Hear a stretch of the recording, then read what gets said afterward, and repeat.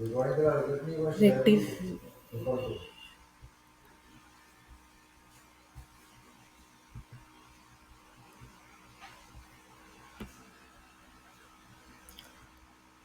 we will see the 10 offenses to holy name. The first is indifference, audacina, apathy.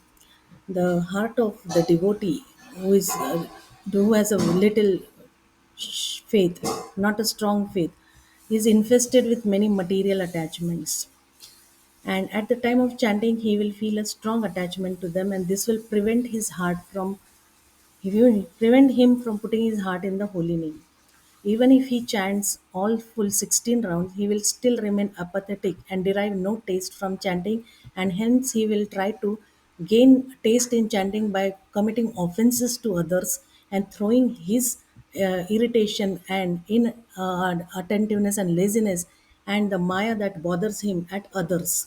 For the indifferent chanter, this is a tough task to complete the 16 rounds without any interruption.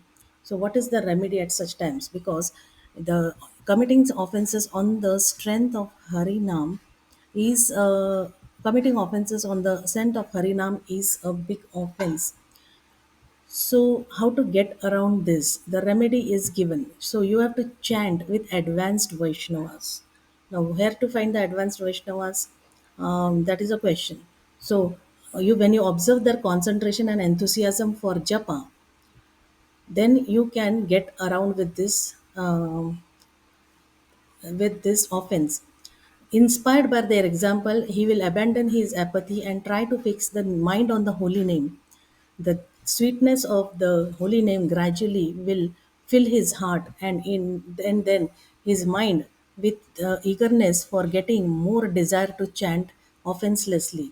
So it is very much favorable to chant before a Vaishnav or in the places where the pastimes of the Lord's devotees have happened. So another way to remove the indifference to holy name is to sit in a locked room and carefully meditate on the name.